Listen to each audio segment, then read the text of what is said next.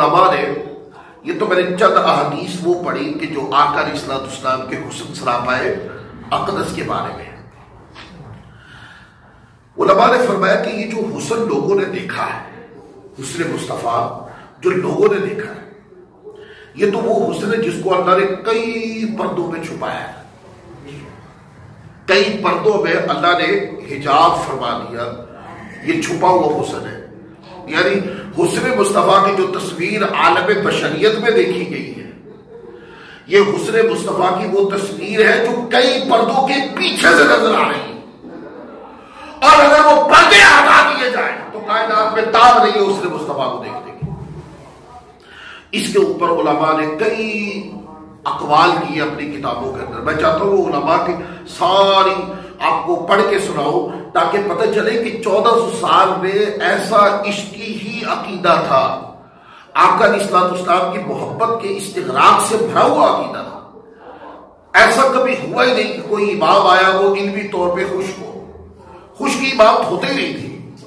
جب آقا علیہ الصلوۃ والسلام کے مزار کی بات ہوتی، آقا کے شمائل کی بات ہوتی، آقا کے خصائل کی بات ہوتی، آقا کے محاسن کی بات ہوتی، تو ہم نے دیکھا ہے وہ جو فقہی مسائل کے اندر مشکل اور ڈونگے مسائل لکھتے ہیں نا علماء، وہ بھی جب یہ سبجیکٹ آتا تو ان کا عشق بھی ابھر کے باہر آتا، ان کے نظم آتے ہیں۔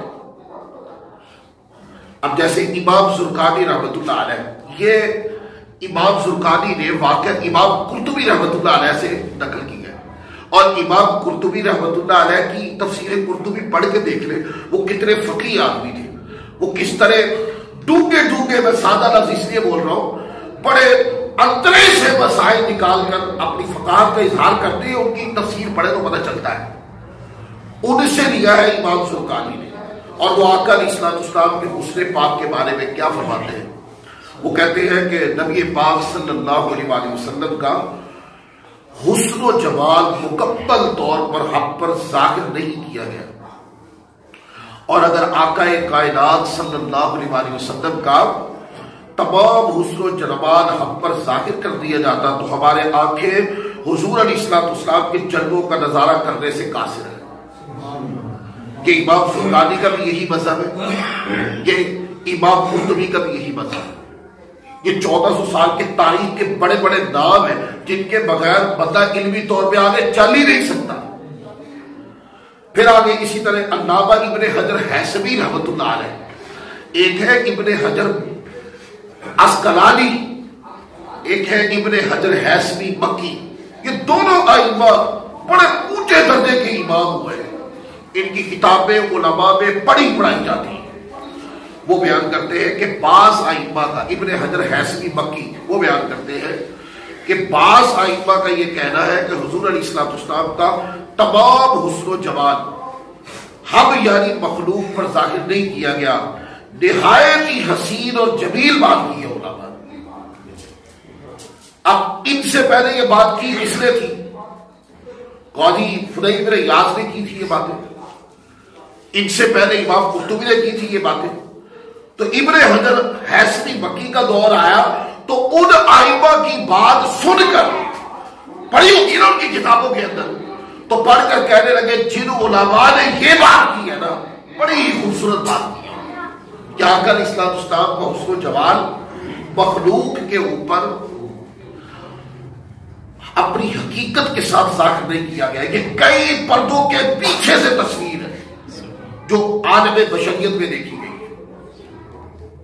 پھر آگے ایک روایت ہے جس کو حضرت عمرو بن عاص رضی اللہ تعالیٰ عنہ ان الفاظ کے اندر بیان کرتے ہیں کہ میرے نزدیک، عمرو بن عاص رضی اللہ تعالیٰ عنہ روایت کرتے ہیں، کہتے ہیں میرے نزدیک رسول اللہ صلی اللہ علیہ وآلہ وسلم سے بڑھ کر کوئی محبوب نہ تھا، اور نہ ہی میری نگاہوں میں کوئی آپ سے حسین تر تھا۔ میں حضور سید عالم صلی اللہ علیہ وآلہ وسلم کے مقدس چہرے کو اس کے جلال اور جمال کی وجہ سے جی بھر کر دیکھنے کی تاب نہ رکھتا تھا۔ وہ کہنے لگے کہ آقا علیہ الصلوۃ والسلام کا حسن سراپہ اقدس ایسا تھا کہ جب حضور کے ایک نظر دیکھتے تو احترام کا اتنا غلبہ پڑتا، اتنا احترام کا اتنا غلبہ پڑتا کہ وہ کہتے ہیں کہ میں ایک نظر دیکھتا نا تو کبھی بھی آقا علیہ السلام کے حسن کو دیکھ کر جو احترام کا غلبہ دل میں آتا تھا کبھی جی بھر کے حضور کو دیکھ ہی نہیں سکے، وہ حسن ایسا تھا۔ اللہ اکبر۔ اگر کوئی مجھے آپ کے ابو حضرت عبداللہ بن حضرت عمرو بن عاص کہتے ہیں اگر کوئی مجھے آپ کے محابب اور محاسن بیان کرنے کے لیے کہتا تو میں کیوں کر ایسا کر سکتا تھا، کیونکہ حضور سید عالم صلی اللہ علیہ وسلم کے حسن جرحا آرا کی چمک دمک کی وجہ سے آپ کو آنکھ بھر کر دیکھنا میرے لیے ممکن ہی نہیں تھا۔ آقا علیہ السلام کو کئی بار دیکھا، حضور علیہ السلام کی صحبت میں بیٹھے، آقا علیہ السلام کے ساتھ کئی بار کھانا کھایا، صبح شام اسی مدینہ میں آقا علیہ السلام تشریف فرما ہوتے، آتے جاتے جلوہ دیکھتے، لیکن کہنے لگے کبھی حضور علیہ السلام کے چہرہ اقدس کو یوں حضور کے حسن کو ٹک ٹکی باندھ کر اور جی بھر کے دیکھنے کا موقع نہیں ملا، اس لیے آج اگر کوئی مجھے کہے تو میں نہیں بیان کر سکتا، کما حق حسن پاک کو میں بیان نہیں کر سکتا۔ اللہ اکبر۔ پھر اسی طریقے سے حضرت حسان بن ثابت رضی اللہ تعالیٰ عنہ، اب آپ کا تو وہ دیوان مشہور ہے، وہ آقا علیہ السلام کو حسن پاک سامنے تھا، وہ سامنے دیکھ کے ہی کہا انہوں نے۔ اب کیا کہا وہ میں پڑھ دیتا ہوں۔ امام نبھانی رحمۃ اللہ علیہ نے جواہر البحار میں ایک قول درج کیا ہے، وہ کہتے گئے کہ حضرت حسان بن ثابت رضی اللہ تعالیٰ کی طرف منسوب کیا انہوں نے، کہتے ہیں کہ میں نے جب حضور علیہ السلام کے انوار و تجلیات کا مشاہدہ کیا تو اپنی ہتھیلی اپنی آنکھوں پہ رکھ لی، جب بھی کیا تو آنکھوں میں رکھ لی تھی۔ اللہ اکبر۔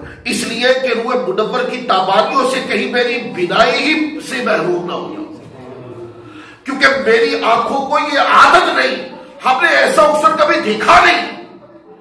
چاند کو دیکھا ہے دیکھتے رہتے ہیں، سورج کو دیکھا دیکھتے رہتے ہیں، لوگوں پہ خوبصورت لوگ ہوتے ہیں تو دیکھتے ہی رہتے ہیں۔ اس وقت اسلام پھیل رہا تھا، سرحدیں پھیل رہی تھی، بہت سے ممالک ہیں جو اسلام کے دائرے میں آ رہے تھے، تو لوگ آتے تھے آقا علیہ السلام کے درمیان میں حاضری دیتے اور مسلمان ہوتے تھے، تو ہر طرح کے لوگ دیکھنے کا موقع مل رہا تھا، لیکن حسن کی جو انتہا وجود مصطفیٰ میں تھی، جو چہرہ اقدس کے اندر حسن اپنے کمال پر تھا، وہ کہنے لگے ہم نے یہ اور حسن کسی میں نہیں دیکھا۔ تو کہتے جب دیکھتے تو اتنا ہوتا کہ کہیں آقا علیہ السلام کے حسن کے استغراق میں کی آنکھیں نہ ختم ہو جائے، تو کہتے دیکھتے تو پھر نگاہ نیچی کر لیتے۔ اللہ اکبر۔ اور کیا کہتے ہیں حضرت حسان بن ثابت کو، میں خطبے میں پڑھا کرتا ہوں یہ الفاظ، آپ کہتے ہیں وَأَحْسَنُ مِنْكَ لَمْ تَرَقَتْ عَيْنِي، کہ آپ سے حسین تر میری آنکھ نے کبھی دیکھا ہی نہیں۔ وَأَحْسَنُ مِنْكَ لَمْ تَرَقَتْ عَيْنِي وَأَجْمَلُ مِنْكَ لَمْ تَلِدِ النِّسَاءُ، اور نہ کبھی کسی ماں نے آپ سے جمیل یعنی خوبصورت جنم ہی دیا ہے۔ خُلِقْتَ مُبَرَّأً مِنْ كُلِّ عَيْبٍ، کہتے ہیں آپ کی تخلیق بے عیب ہر نقص سے پاک ہے۔ کأنک قد خلقت کما تشاء، یوں دکھائی دیتا ہے جیسے آپ کے رب نے آپ کی خواہش کے مطابق آپ کی صورت بنائی ہو۔ اب اس سے بڑھ کر کوئی لفظ ہے تو بتا دیں۔ یہ لفظ اس حسن کی انتہا پہ کہے جاتے ہیں جس کی مثال کو کوئی نہیں مانتا کہ اس کی مثال ممکن ہو سکتی ہے۔ یہ جو لفظ ہے کأنک قد خلقت کما تشاء، کہ یوں دکھائی دیتا ہے جیسے آپ کے رب نے آپ کی خواہش کے مطابق بنایا ہوگا۔ اچھا، جو لوگ محبت پر عقیدہ نہیں رکھتے نا، ان کو بڑی بات کرنے کا موقع مل جاتا ہے نا۔ وہ کہتے ہیں حضور تو پیدا نہیں ہوئے، تو پھر آپ کی منشا کے مطابق اللہ نے پیدا کیسے کر دی؟ اس کا مطلب یہ ہے کہ اے پیارے حبیب مکرم، اللہ تعالیٰ نے آپ کی خواہش کے مطابق ہی آپ کو بنایا، یعنی جب آپ کی بشری تخلیق ہوئی اور آپ نے اپنے وجود منور کو دیکھا تو جو خواہش پیدا ہوئی اللہ نے اسی طرح ہی آپ کو بنایا۔ یہ ہے اس کا معنی۔ بقیہ جو ہمارے مذہب کے اوپر کچھ کرنا ہے وہ کرتے رہو، مسجدوں میں اپنے اسپیکر ساڑ لو، ہمیں اس سے کوئی پرواہ نہیں، ہمیں کوئی کسی کا فتویٰ نقصان نہیں دیتا، ہمیں تو جو من میں آتی ہے بات ہم کسی سے گھبرائے بغیر وہ منہ سے نکال دیتے ہیں، یہی وہ عقیدہ ہے، کسی کو سیکھا ہے، اساتذہ سے یہی پڑھا ہے، کسی پہ مرنے کا بھی ذہن ہے، صبح شام دعا کرتے بولا اسی عقیدے میں مرنا چاہتے ہیں اللہ۔ تو آپ دیکھ رہے ہیں کیسی باتیں ہو رہی ہیں، حسان بن ثابت کیا بات کر رہے ہیں، حضرت عمرو بن عاص کیا بات کر رہے ہیں حضور کے حسن پاک کے بارے میں۔ شیخ عبدالحق بہتی سے دہلوی رحمۃ اللہ علیہ، شیخ عبدالحق بہتی سے دہلوی رحمۃ اللہ علیہ وہ شخصیت ہے، علماء فرماتی ہے اپنی داڑھی کے ساتھ قبر انور پہ جھاڑو دیا، داڑھی کے ساتھ جھاڑو دیا کرتے تھے، اور ایک حضور علیہ السلام کی قبر انور کے پاس سو رہا کرتے، مدینے میں خدمت سر انجام دیا کرتے۔ اللہ اکبر۔ کہتے ہیں کہ ایک رات آقا علیہ السلام خواب میں آئے تو فرما دیا کہ ہندوستان جاؤ ہماری حدیث کی تعلیم کو لے کر، اور یہ بھی بات بتا دوں کہ ہندوستان کے اندر جو حدیث کی سند ہے، اگر پہلی بار حدیث کی سند سرزمین ہندوستان پہ آئی ہے تو وہ ایک ہی نام ہے، شیخ عبدالحق محدث دہلوی کا نام۔ علماء نے شاہ ولی اللہ محدث دہلوی کا نام دوسرے نمبر پہ رکھا ہے، شیخ عبدالحق محدث دہلوی چونکہ شاہ ولی اللہ محدث دہلوی سے پہلے ہو، تو آپ کے ذریعے سے آئی، آپ کوئی بھی سند سرزمین عجم کی ہماری کوئی بھی حدیث کی سند ہو وہ شیخ عبدالحق محدث دہلوی کے بغیر کو اوپر عرب علماء کی طرف جا ہی نہیں سکتی۔ امام بخاری کی سند لے لے وہ انہی کے طریق سے جائے گی، مسلم کی لے لے، صاحب سیاستہ کی لے لے، صاحب سنن کی لے لے، چار ائمہ اربعہ جو ہے ان کی لے لے، یہ ساری اسناد جو ہے انہی کے ذریعے سے اوپر عالم عرب میں جاتی ہے۔ تو حضور نے فرما دیا کہ جاؤ وہاں جا کر میرے حدیث کا پیغام لینا۔ عرض کی یا رسول اللہ اب تو میں آپ کی قبر انور کی زیارت کر لیتا ہوں حضور، تو آپ سے دوری کیوں کر برداشت ہوگی؟ تو آقا علیہ السلام نے خواب میں فرمایا کہ نہیں، یہاں پر تو کبھی تمہارا دل افسردہ ہو جاتا تو ہماری قبر پہ آ جاتے ہو نا، ہاں وہاں جب تمہارا دل افسردہ ہوگا نا تو خواب میں میرا دیدار کر لیا۔ تو شیخ ہندوستان کی سرزمین پر تشریف لائے اور کہتے ہیں کہ یہ وہ حضوری والی شخصیت ہے کہ خواب کے اندر نیت کر کے، خواب کے اندر جب چاہتے خواب سوتے اور خواب میں آقا کا دیدار ہونا، اور راتوں میں حضور کی کچہریوں کے اندر جا کر راتیں گزارنے والی شخصیت۔ یعنی یہ وہی لوگ ہیں جنہوں نے اپنے تن بدن کو آقا کی سنت سے سجا لیا اور لبوں کو حضور کے ذکر سے سجا لیا، اور جب سوتے اور رات خواب میں حضور کی کچہری میں۔ اور یہ وہ لوگ نہیں کہ جن کے خواب من گھڑت ہوتے تھے، نہیں، ان کے خواب کے اندر پیچھے سچی لاجک بھی ہوا کرتی۔ وہ کیا کہتے ہیں، ان کی کتاب ہے مدارج النبوہ، ان کی عقیدے کے اوپر میں نے آج سے 2 سال پہلے ایک کلپ جاری کیا تھا، کیونکہ یہاں پر ایک رولا پڑ گیا تھا، وہ لوگ کہتے تھے وہابی بھی کہنا شروع ہو گئے ساڈے نے، ٹھیک ہے، اور کوئی اور دوسرے بھی کہنے لگے یہ ہمارے ہیں۔ میں نے کہا بات یہ ہے کہ دیکھو اس کے اندر 1 گھنٹے کے میں نے دلائل دیے ان کی کتابوں سے نکال کر، میں نے کہا اگر تو ان کی باتیں مان جاؤ جو یہ فرما رہے تو پھر ٹھیک ہے، اپنا بڑا بناؤ، پھر تمہارا اور ہمارا اختلاف ہی ختم ہو جاتا ہے۔ اور اگر صرف نام ہی استعمال کرنا ہے اور جو وہ کہتے ہیں وہ ماننا نہیں ہے تو اس طریقے سے تو نہیں نہ ماننا ہوتا، ماننا تو یہ ہوتا ہے کہ ان کو ان کے نظریات سمیت ماننا۔ تو میں نے کہا حاضر و ناظر کے یہ قائل ہے، علم غیب کے یہ قائل ہے، آقا علیہ السلام جو ہے شش جہت دیکھتے تھے یہ قائل ہے، اور عقیدہ اہل سنت جس طریقے سے علماء بیان کر رہے ہیں ہمارا عقیدہ اہل سنت سرزمین ہندوستان میں اس کی سند پتہ کیا ہے؟ شیخ عبدالحق محدث دہلوی ہے، اس کے بعد مجدد رفسانی ہے، اس کے بعد امام احمد رضا خان فاضل بریلوی رحمۃ اللہ علیہ، یہ ہماری سند۔ یعنی جو شیخ عبدالحق محدث دہلوی رحمۃ اللہ علیہ نے کہا آپ کو وہ سارے معتقدات جو ہے وہ مجدد رفسانی رحمۃ اللہ علیہ کہ آپ ان کے مکتوبات پڑھ لیں آپ کو نظر آئے گا، اور جو انہوں نے کہا پھر فتاوی رضویہ اٹھا کے پڑھ لیں، وہ سارے معتقدات ویسے لکھے۔ وہ پتہ کیا فرماتے ہیں، وہ کہتے ہیں نبی کریم صلی اللہ علیہ وسلم سر انور سے لے کے قدم پاک تک نور ہی نور تھے۔ آؤ بنو پھر نور ہی نور تھے، آپ کے حسن و جمال کا نظارہ کرنے والے کی آنکھیں چندیا جاتی. آپ کا جسم اطہر چاند سورج کی طرح منور اور تابہ تھا. اگر آپ کے جلوائے حسن لباس بشری میں مستور نہ ہوتے تو روح منور کی طرح آنکھ بھر کر دیکھنا ناممکن ہو جاتا. وہ کہتے ہیں کہ یہ اللہ تعالیٰ نے کہ بشری لوگ حضور کے حسن سے مستفیض ہو، اس لیے پردوں کے پیچھے سے اس نے مصطفیٰ کا جلوہ عالم بشریت میں کھولا ہے تاکہ آقا علیہ الصلوۃ والسلام کے حسن کی لذت لی جا سکے. اور اگر پردے ہٹا دیے جاتے تو آقا علیہ الصلوۃ والسلام کے حسن کی تاب نہیں لائی جا سکتی. پھر آگے ملا علی قاری رحمۃ اللہ علیہ، یہ بھی ہمارے اہل سنت کے امام ہیں. وہ کیا فرماتے ہیں؟ فرماتے ہیں کہ ہمارے نبی اکرم صلی اللہ علیہ وسلم کا حسن و جمال اوج کمال پر تھا، لیکن رب کائنات نے حضور کے جمال کو صحابہ پہ مخفی رکھا. اگر آپ کا جمال پوری آب و تاب کے ساتھ جلوہ افروز ہوتا تو حضور علیہ الصلوۃ والسلام کے روح تابہ کی طرح آنکھ اٹھانا بھی مشکل ہو جاتا. یہ جو دیکھنے والے دیکھتے ہی رہ جاتے ہیں. آپ دیکھیں نا حضور علیہ الصلوۃ والسلام کی بارگاہ میں ایک شخص آیا اور وہ حضور کو دیکھ ہی جا رہا اور بعد میں کلمہ پڑھ کے مسلمان ہو گیا. تو پوچھا گیا کہ تم کس وجہ سے مسلمان؟ اس نے کہا کہ آپ کا چہرہ دیکھنے کے بعد میں اس نتیجے پہ پہنچا ہوں یہ جھوٹے کا چہرہ نہیں ہو سکتا. کتنی اٹریکشن تھی آقا علیہ الصلوۃ والسلام کے حسن پاک کے اندر. استغراق کہتے ہیں عربی کے اندر جب ہم گفتگو کرتے کہ آقا کے حسن پاک میں استغراق تھا، یعنی کہ جو بھی دیکھتا وہ غالب ہو جاتا حسن مصطفیٰ، وہ نظر نہیں ہٹا سکتا. پھر ملا علی قاری نے قصیدہ بردہ کی شرح بھی لکھی ہے. آج سعودی عرب میں چلے جائیں نا تو بڑے لوگ ان کو کہتے ہیں جلدی جلدی اپنا بنانے کی کوشش کرتے ہیں. اور قصیدہ بردہ اگر ہم جائیں عرب شریف کے اندر مکہ مدینہ میں قصیدہ بردہ پڑھیں تو پھاڑ دیتے ہیں پکڑ، وہ تو پڑھنے ہی نہیں دیتے وہاں پر.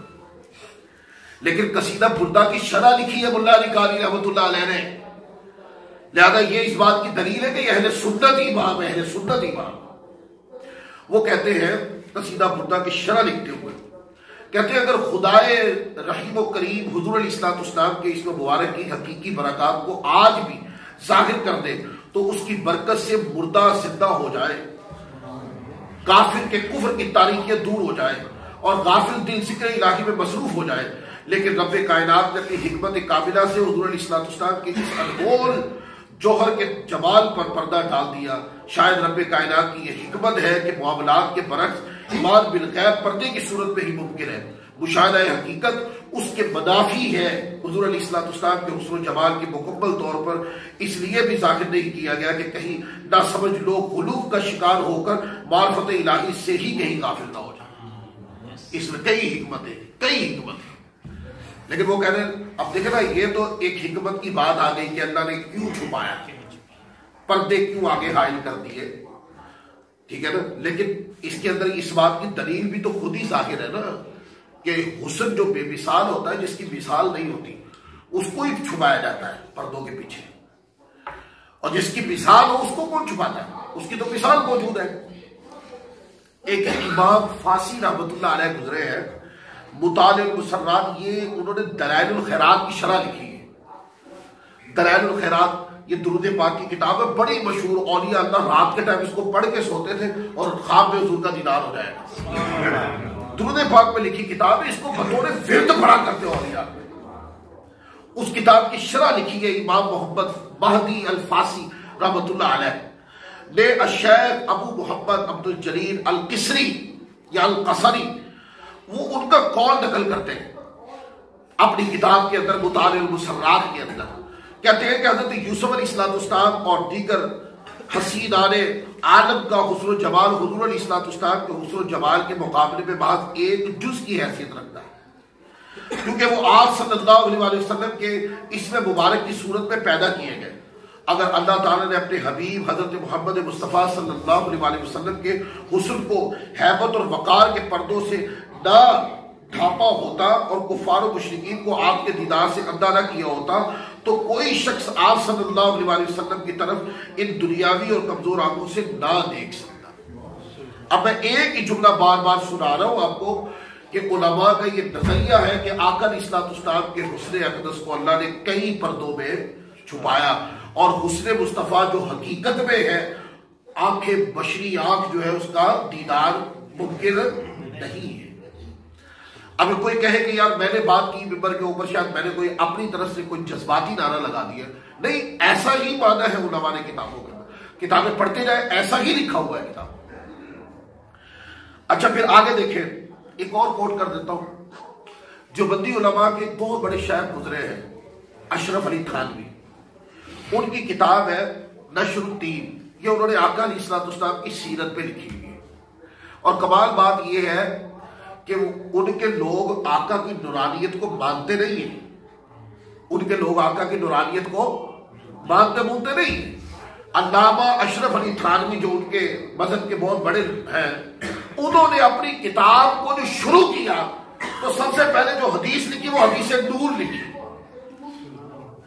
حدیث نور وہ کہ جابر رضی اللہ تعالیٰ بارگاہ رسالت ماں پہ سوال کیا، یا رسول اللہ، اللہ نے سب سے پہلے کس چیز کو پیدا کیا؟ تو آقا علیہ السلام نے فرمایا، اے جابر، اللہ نے اپنے نور کے فیض کے ساتھ سب سے پہلے تیرے نبی کے نور کو پیدا کیا۔ سب سے پہلی روایت جو لکھی وہ یہ لکھی۔ اب سمجھ نہیں آتی، ان کی باتیں اور ہیں، ان کی کتابیں اور ہیں۔ ہماری کتابیں بھی وہی ہے جو ہماری باتیں ہیں، اور جو باتیں ہیں وہی ہماری کتابیں ہیں۔ بھائی یہ فرق ہے مضبوط سنی میں اور کمزور نعرہ لگانے والے سنیوں۔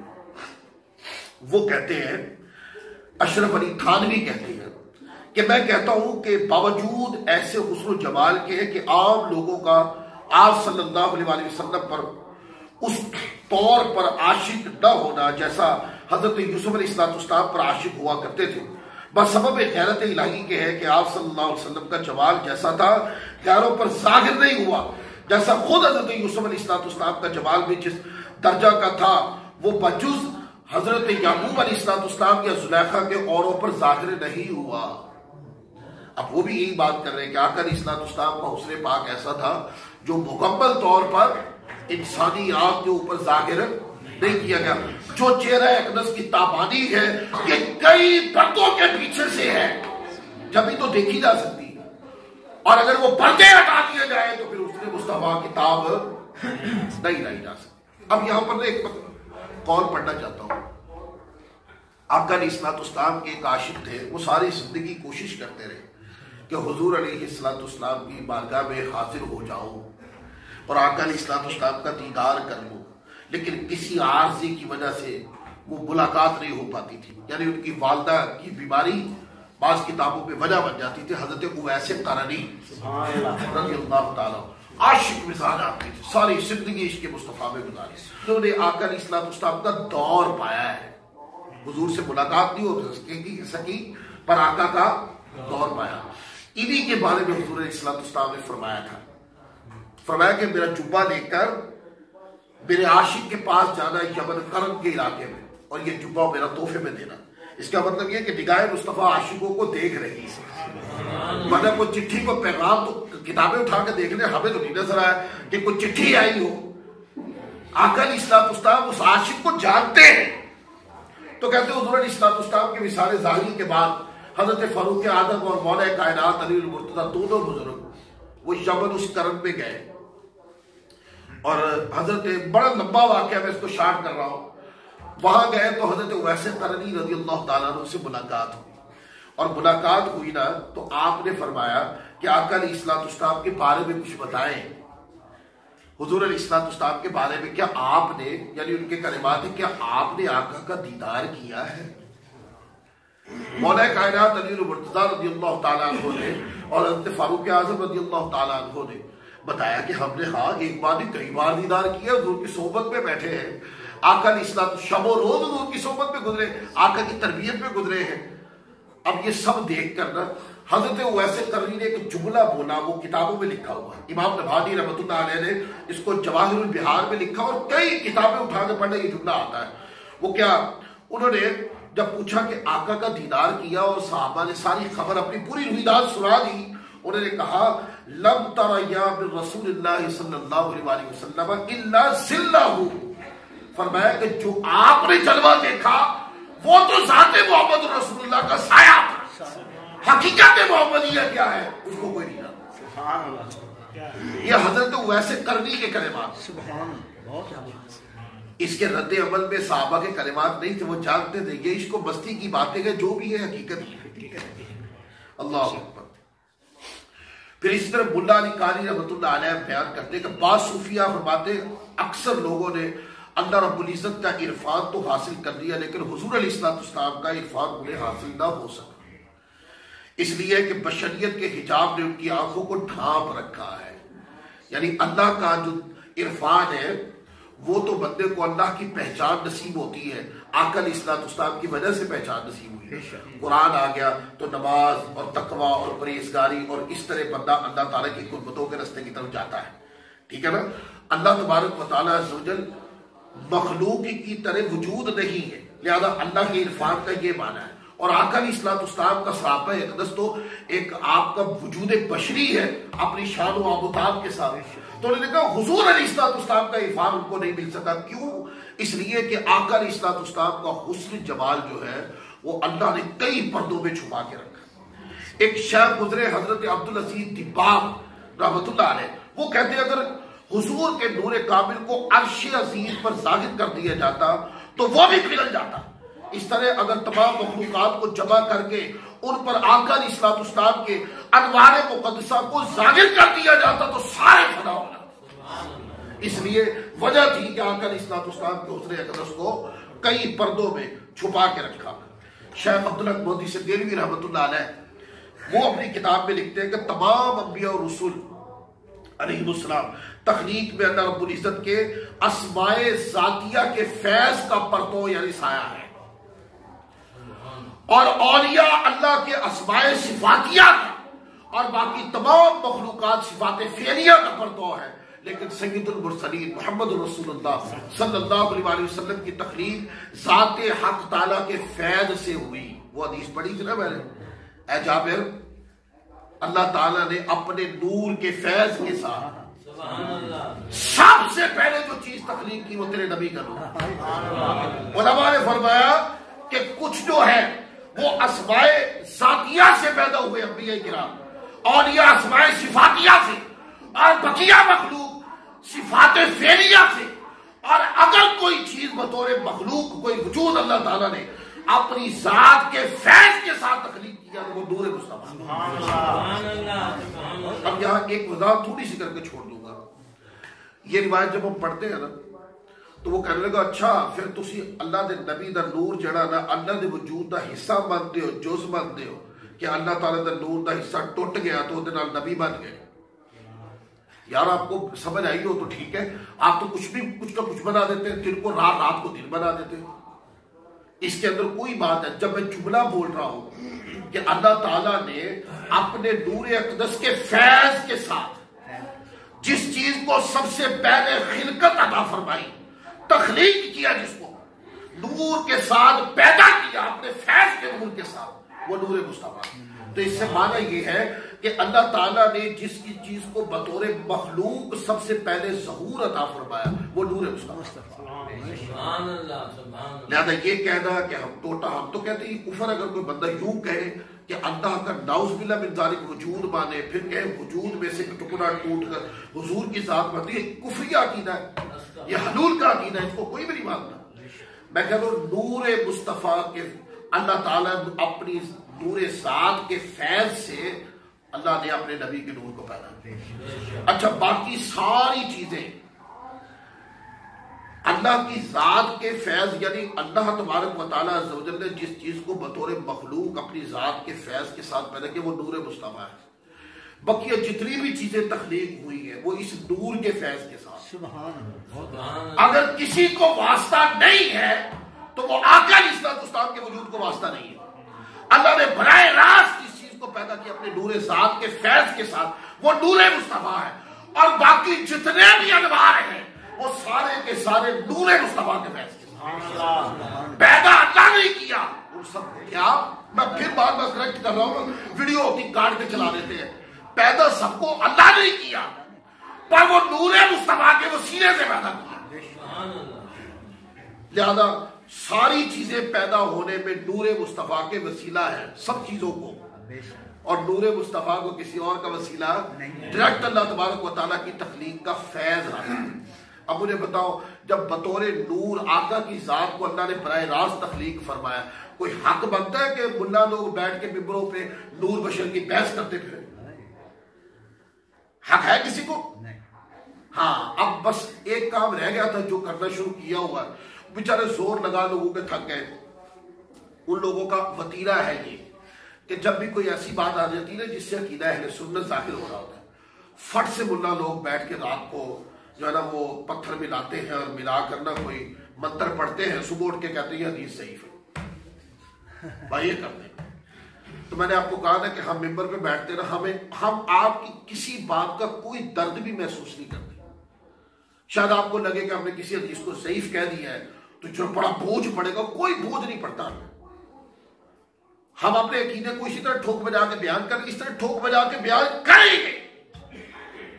अगर कोई हदीस को ज़ईफ कहते तो ठीक है, अपने घर में ही कहा 10 बार और कह ले, हम 50 बार इस हदीस को सही कहेंगे, इसलिए कि इस हदीस पाक को दर्जनों आइमा अपनी किताब में लिखते आए हैं। उनको नहीं पता था ये हदीस सही है।